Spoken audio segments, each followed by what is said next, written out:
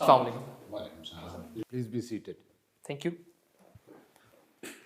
Okay, Mr. Bilal ZUBAIR, how are you, beta? Sir, I'm good. Thank you very much. Comfortable? Yes. Good. I have gone through your CV form. You have listed cricket and football as your favorite sports, and you have also remained captain of your college cricket team. Yes, Correct? Sir. Yes, sir. School's cricket team. School, I stand corrected. Right, sir. May I ask you a couple of questions regarding cricket or both of these sports? Sure, sir. All right. I'll limit myself to cricket only. Beta, can you tell me who was Kerry Packer and what was his contribution towards cricket? Sir, I think he was an Australian player, but I'm not sure about his contributions. Australian player. I think, but I'm not sure about it. So I'm not really sure about his contributions towards cricket too. तो बेटे फिर cricket तो आपका favourite नहीं हो सकता sport. आज जो आप T20 देखते हो वन डे स्पेशली, उसमें जो चेंजेस हैं, coloured uniform, white balls, lightings, 9 cameras लगे हुए हैं उनको रिकॉर्ड करने के लिए, वो सारी उसकी कंट्रीब्यूशन है. डे नाइट क्रिकेट उसकी कंट्रीब्यूशन है. He was not an Australian player, he was the owner of A TV channel. वो लंबी हिस्ट्री है, but we won't go into that. I expected you to know the answer to this, but probably that was before your time. ये पुरानी बात है. Okay, another question on cricket. There are 5 bowlers in the world who have never ever bowled a no ball throughout their career. वो कौन हैं? उनमें से 3 के नाम बता दो. Sir, I'm not sure about this either. एक पाकिस्तानी है. चलो मैं इतना ब्रॉड हिंट आपको देता हूँ. Who is that Pakistani? If you allow me to guess, sir, he might be Imran Khan, maybe. Okay, you're correct, but बेटे guess work से बात नहीं बनती है. 4 others, आपको नाम उनके कम ना कम 2-3 के तो आने चाहिए ना. Anyway, Kite Runner, one of your 2 favorite books. I have read the book, I have seen the movie also. What is the message that the writer is trying to convey in this book? So the main message and the theme which I got from the book was that the writer basically at one particular point he gets one thing dawns upon him that when he's in the hospital, if you've read the book you might be familiar with the scene when he's in the hospital, his father is dying and his father is basically an antagonist basically, and he thinks that this is one place where I believe that the poor find their own God. So his belief in God is basically reinforced at that particular point. I think that is one of the major... What is the message? The message is that there is some upper force who is basically catering for the people who are poor as well. And we need to be believing in that too. All right. Are there any countries in the world that do not recognize Pakistan? If so, please name them. So I think Israel is one of them because we have not recognized them and they have not recognized us too. और भी है कोई? I'm not sure about them, sir. All right, better tell me, why is Pakistan reluctant to recognize Israel? Shouldn't we accord recognition to this important country in the world, especially when our Middle Eastern friends have started doing so? So basically one thing is that we also got our two-nation theory principle, due to which our country was basically partitioned from India, is basically in conflict with Israel's occupation too. So our raison d'etre basically is that Israel is basically an occupying force on Palestinians. So if that solution is not, you can say, solved properly, we will not be recognizing them. Second thing is that Israel is definitely an important country, but you know that Israel is not the only country as well. There is an argument that we need to be building coalitions with Israel. We can build trading partnerships with Israel as well, but there are countries like India and China. We already have good relations with China, and we can have good relations with India too, which is right, you know, our neighbor. So instead of building coalitions with Israel and all that, but we do recognize India, don't we? We are yes. talking about recognizing Israel. Anyway, beta, there is a lot of talk and discussion going on in the country about according Gilgit-Baltistan the status of a province. There is also talk that people say that some elements say that if we do that, Pakistan will be it will impact Pakistan's stand on Kashmir. What are your comments on that? Sir, there are two aspects to that, and definitely one of them is that India and international community accord Gilgit-Baltistan a part of Kashmir. And if we make Gilgit-Baltistan, Don't you think it's part of Kashmir? it is, sir. It is, but due to basically Gilgit-Baltistan is basically considered wants to have become a fifth province of Pakistan, and if we accept it as a province, that means we will be accepting the de facto arrangement as Azad Kashmir and Gilgit-Baltistan as our part and Indian occupied as their part as well. So that is one of the reasons why we're not according the status of a province to GB. Second thing is that this particular issue of Kashmir is supposed to be resolved through a plebiscite. Now that plebiscite is yet to be taken, and Pakistan believes that if Gilgit-Baltistan is accorded the status of province, those 1.2 million votes will be lost as they will be considered as Pakistani citizens and they will not be able to take part in that plebiscite. Good. Okay, last question from my side. Pakistan is suffering from scarcity of water, acute scarcity of water. What measures would you suggest to overcome this scarcity of water apart from building of dams? वो तो obvious है ना, dams बना लो जी. Absolutely. उसके अलावा what measures would you suggest to overcome this scarcity? So basically, I would discuss this in 3 points. There is a multi-pronged strategy which needs to be dealt to deal with this issue. One thing is the awareness program. We are wasting a lot of water. People need to understand the importance of this particular issue, that water is very scarce and we are now... Okay, that's one. That's one. Yes. Second one is that we need to be shifting our methods of agriculture as well. Currently, world is shifting towards drip irrigation and modern techniques of agriculture, which use very less water as compared to the... Can you use drip irrigation for growing rice? So no, that is one particular crop. Obviously, that needs flood, other water, but there are other crops too, which can be used through drip irrigation and sprinkle systems. Sprinkler, shabash. Yes, sir. Or and third thing is, sir, our basically in dyeing industries and textile industries, they are consuming a lot of our water too, and there are now modern techniques which require far less water to dye the exact amount of, you can say, cloth or to manufacture the textile products as well. So we need to convince our textile industries as well to shift to the modern methods of manufacturing processes, which will use very less water as compared to the current. What do you think about lining of our canals? Yes. Seepage बहुत होती है. बिल्कुल sir. Okay, thank you very much. Over to you, sir. I was just going through your performer and last column, that is 21. You have mentioned 2 events, national and international events. Trump's election to the White House and Pakistan being placed on FATF's grey list. How do you think that with a change in American administration, Pakistan's prospects with regard to relation between Pakistan and America? So basically, with Trump's, you can say, advent at the White House, all of a sudden things are starting to change, and you can say Trump is taking a very strong approach and cutting off all the, you can say, ties which Obama had made. For example, in the nuclear deal with Iran, Trump has decided to sever that as well. Trump has decided to come out of the Paris climate deal too. So this is going to have... My question is with regard to Pakistan. Right, sir. So with Pakistan, because I think there's... Do you think there is any scope of improvement of relationship between Pakistan and America after coming into power of new president? I think yes, definitely, sir. Whenever there is a new administration, there is always a chance to start from the start. Previously, we know that India has been accorded the status of the most favored nation as well, and American think tank is basically propping up India to contain China as well. Now there is a new administration in the White House, and but we need to be very strong diplomatically, and we need to lobby very strongly as well and put the case in a very clear and a lucid way. Don't you think Democrats have been historically opposed to Pakistan?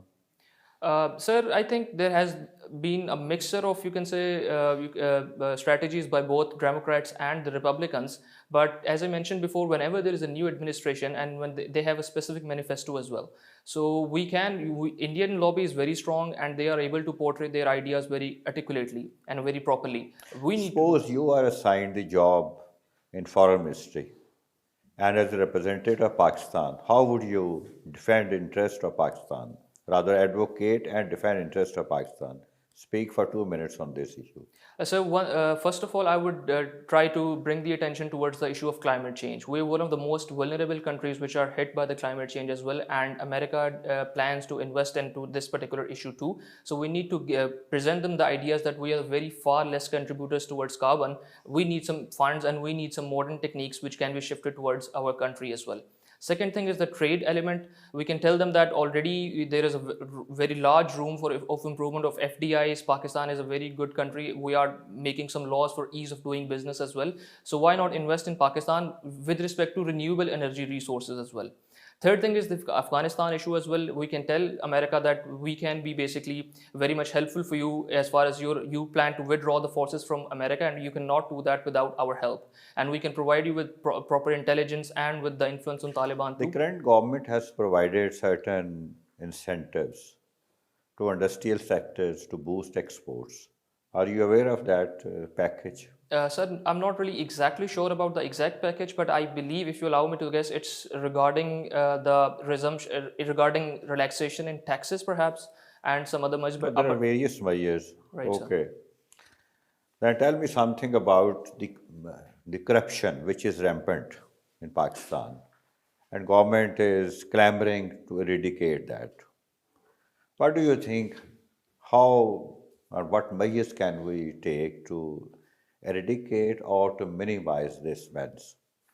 So to eradicate this corruption and to minimize it, either we need to be strengthening the institutions. The institution that there need to be certain mechanisms which need to be installed, and we can. Which mechanism? Yes, sir. That is my question. Right, sir. I would actually like to benchmark certain things from the private sector too. They have actually very strong laws and they have very strong principles, and you can say Be specific. Right, sir.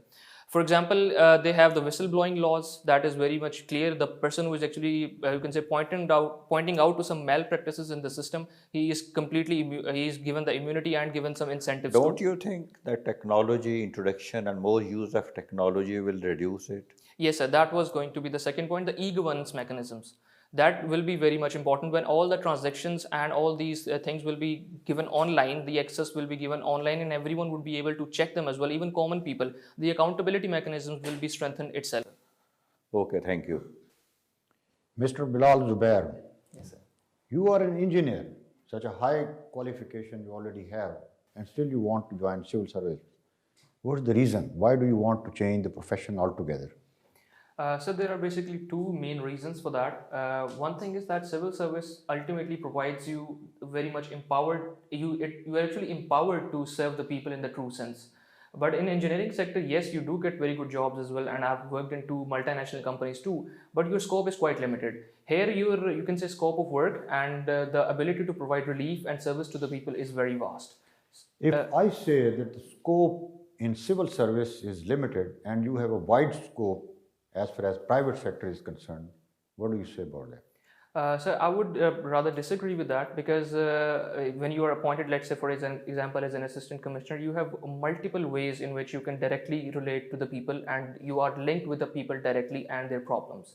Whereas while you are working as an engineer, yes, you are producing certain things and you are adding value to certain instances, but again, you're working at a very, you can say, particular and a very specific industry.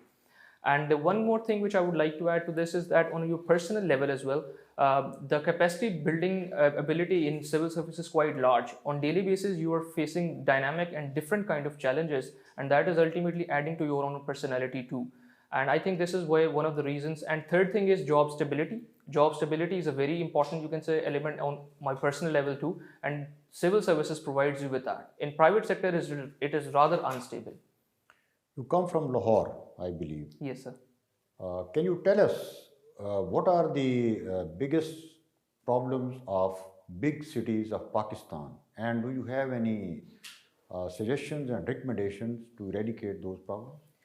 So first biggest problem which I see is urbanization, because all the bigger cities have the maximum, you can say, facilities, and that attracts the people from other areas too. And that is why they are rapidly moving towards the bigger cities, and Lahore is one example too, and that is why it is expanding more and more. This is ultimately going to result in governance issues and you can say space issues too. So that this needs to be addressed, and this can be addressed in a way that. Can you identify the problems? Yes, sir. One by one? Right, sir. So in my opinion, there are three big problems. First is urbanization. Second is the water issues. And third, if you talk about Lahore, the smog issue, and that is related to the climate as well.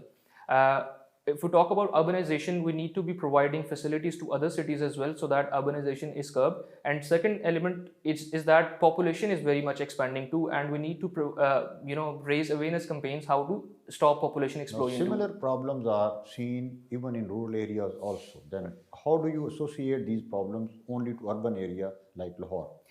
So because population is definitely an issue which is most likely more in rural areas as compared to urban areas, but the major toll because of this population, hefty population, is coming towards the urban areas because of the urbanization. Most people move and migrate towards the urban areas because of the lack of facilities in the rural areas. Okay, what is third law of Newton? So action and reaction are equal in magnitude but opposite in direction. Can you relate it to something in practical life? I'm not exactly sure. Are you talking about some social issues or No, scientific. So it is, you can say, seen everywhere. For example, rocket propulsion. There, every particular phenomena is moving towards that. If we actually bounce the ball towards the wall, it comes back due to that particular reaction as well. Yes, some energy losses are, you can say, are there. For example, friction. For example, due to some air friction as well, and the contact with the, you can say, wall. But it is always there. You can say, because everything is. For example, this particular table is placed on the, you can say, on the floor. A reaction force is there from the floor as well, and one particular force is applied by the table on the floor. Okay, Mr. Bilal, analyze the relations of Pakistan with its neighbors like Iran, Afghanistan, India, and China. So relations with China have always been really good, and they've got another boost because of the projects like CPEC and the other projects. And I believe they're going to be reinforced as well in the future as well because of the future nexus between America and India, which basically America is trying to prop India against China as well. So China understands the importance of Pakistan, and Pakistan understands the importance of China as well. As far as India and Afghanistan are concerned, so relationships with both these countries have not been really good. With India, Kashmir has been one of the major bone of contentions, and that particular issue needs to be resolved if the relations between these two countries are to be improved. With Afghanistan, there has been the issues of Taliban is there, the issues of terrorism is there, and there has been very, you can say, contradictions between both the countries, but the relations have not been good. With Iran, I think the strategy of Pakistan has mostly been seen with the lens of USA as well. When USA has imposed sanctions on Iran, we have halted all the trade with Iran as well, which includes the gas pipeline projects too. But once the relations with America has been improved, our relations with Iran have been improved too. But you can say the relations with Iran have been fairly stable when we compare it to Afghanistan or India. What's a cash crop? So I believe cash crop is one of those crops in which are basically exported to the other countries in order to get the revenues. Can you name 2-3 cash crops So in cotton, Pakistan? I believe cotton is one of them, but I'm not sure about the others. Okay. Can you tell us certain steps which government of Pakistan has taken to upgrade the life of transgender? Sir, as far as you can say transgenders are concerned, certain rules are being, you can say, made so that they can be incorporated into government services, and there's a particular quota as well for transgenders. And now, there is a awareness campaign not by the government too, but from the, you can say, NGOs and civil society as well, to incorporate them into the mainstream society. Okay. Where is the location of Thal Desert? So Thal is, if you allow me to guess, I think it is in Bahawalpur. No. Yes, sir. Thank you, sir. Bilal, ZUBAIR, you have studied sociology as one of your optional subjects. Yes, sir. What are the three perspectives of sociology? So three perspectives of sociology are structural, functionalist. There's a critical perspective as well, and there's the interpretive perspective of sociology. Symbolic interactionist, Yes, sir. conflict perspective. And the structural functionalist. Okay. Explain the structural functionalist school of sociology. So basically, structural functionalists consider the society as a part of a system. You can say a complex system in which different parts are interacting with each other in order to do the desired work. I would like to explain it with an example of a car. A car has different, you can say, components, let's say tires, let's say engines, although all of them are not equal, but they are contributing towards the car as well. So structural functionalists believe that every specific individual, every specific class or the gender as well has a certain role to play, and that role needs to be assigned to that particular class so that society progresses as a whole. So, what is the contribution of Herbert Spencer to sociological thought? So Herbert Spencer basically was again a structural functionalist, and he basically compared the, you can say, society with that of an organism. And he believed that societies are complex and organisms are complex as well, and they evolve from smaller to the bigger, you can say, size. Okay, since you have worked with packages, so shed some light on the work of Frederick Taylor. Right, sir. So Frederick Taylor basically gave the concepts of time and motion, time study basically. He basically standardized the jobs of certain people by analyzing how much time does it take to perform a certain task of work. So basically, he basically conducted that particular study, that how much standardized time is required, and then assigned that particular time to a particular task. That what resultantly basically when you can say when a product was being made, that was being made on a particular time, and a specific lead time could be, you could say, calculated afterwards. So it led to greater efficiency, Yes, sir. specialization, Yes, sir, absolutely. Standardization of the work as well. standardization. Right. In your view, will Pakistan come out of grey list of FATF? You know, there is going to be a review meeting in February next year. Recently, I was reading in the newspaper an article which was very heartening, that Pakistan has shown satisfactory compliance in 21 out of 27 areas. So, in which 6 remaining areas Pakistan still needs to do more to come out of the grey list? All right, sir. So, in my opinion, Pakistan would come out of the grey list in the next review as well, because as you mentioned before, we've already complied to almost 75% of the action plans. Now, only 25% of them are left. The points which are left are basically dealing with the implementation of the mechanisms which have already been installed. Initially, we were told that we need to strengthen our laws so that we can combat anti-money laundering, we can combat financing of terrorism as well. We've done that, and now they want us to prosecute the certain people who fall into these laws as well. So we are basically falling behind as far as our implementation is concerned. Now in February as well, basically we are being told that there is going to be another review as well, and the president of FATF, Marcus Player, has already praised Pakistan's contribution towards that too. And now Pakistan needs to be diplomatically, sending its message very clearly that we have, you can say, complied to most of the action plans. Implementation is definitely weak, but there are some local dynamics too. So if you think that our implementation mechanisms are weak, either grant us some interim period if you're not permanently taking us out of the grey list, so that we can comply to these mechanisms, but our economy needs to be strengthened in that way. Bilal, Zubair, in case Pakistan remains on the grey list, what would be the negative implications? So first thing is your international image. We claim that our issue of Kashmir is there. India is, you can say, having abusive human rights there, abusing the human rights there as well. So if India claims that Pakistan is perpetrating terrorism too, so that reinforces their own claim as well, that we are the country who are financing the terrorism. So that hurts us diplomatically internationally. Second thing is, sir, investors coming into Pakistan as well, they'll be, you can say, very much reluctant to invest into Pakistan as well, because there will be certain checks and balances which will be because of the fact that we're on the grey list will be imposed in Pakistan. So investors always like to invest in those places where there is an ease of doing business as well. So that will hurt us economically too. And there will be obviously more checks and balances on our banking systems too. So ultimately that will... So investment hates uncertainty. Yes, sir, absolutely. Okay. 2 countries have been taken out of grey list. Could you name those 2 countries? Sir, I believe it was Iceland. One of them was Finland, but I'm not sure about the other one. Iceland and Mongolia. Last question from my side. What are some of the steps taken by the government for women emancipation in administrative terms as well as in legislative terms?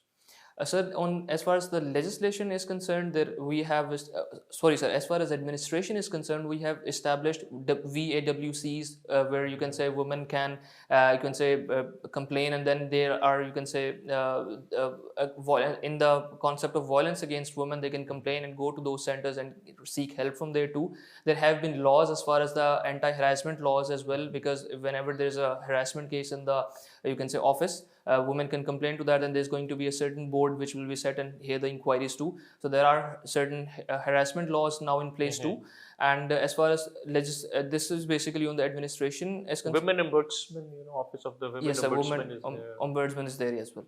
There is a 10% quota for women in civil service. They have been given more seats. So government has taken many steps, Yes, sir. both administrative and legislative. Yes, you were coming to legislative steps. So these are basically, you can say, because of the legislations that now we are going to be, you can say, there is going to be specific punishments for, you can say, people who are committing the acid crimes as well. There is going to be certain amount of punishment which is going to be regarding the harassment as well. And even in the, you can say, in bazaars or, the teasing element was there. Now there are certain laws in place. I do not really know the exact laws, but I've read them that there were laws person who is offending these things will be punishable. So what is the international perception about this issue? I mean, there is a global parity, gender parity report. So what is Pakistan's international standing on this issue? So Pakistan's international standing is quite low, and Pakistan is probably the second worst country when it comes to the women too, as far as the report is concerned of what Women Economic probably Forum's report was there, that Pakistan is the second worst country. Pakistan is taking steps, but the patriarchal attitudes and, you can say, the specific mindset of the people are still yet to be changed, which is obviously going to take some time, and that will gradually change once the education seeps in, because our literacy rate is still very low. Okay, thank you very much. Thank you very much, sir. Thank you. Mr. Bilal Zubair, well done, bete. I think that ends your interview with us. Thank you very much, sir. Thank you very much. Have a nice day. Thank you. Thank you. Okay, now that the interview is over, let's consult each other and try to compare notes about the gentleman. Let me start with you, sir.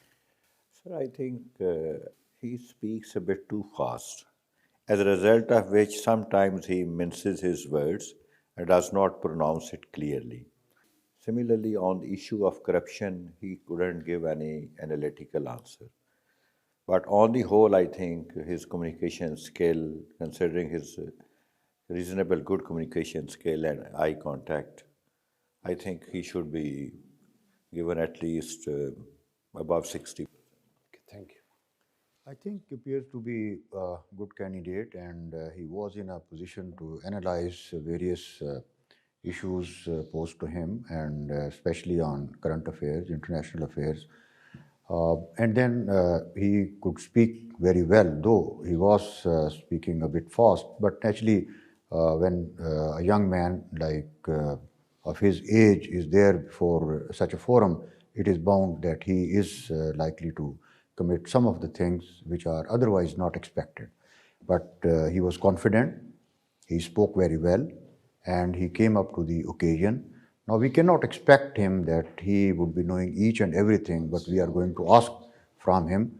Otherwise, he appears to be an all-rounder. He is a good candidate. And the way he presented himself here, I recommend that he must be awarded about 65 to 70% mark. Thank you. Kamran sir. Thank you, sir. Sir, I would like to support the viewpoint presented by my worthy colleague. He was confident, decent, mature. His hand movements were quite restrained, good eye contact, good posture.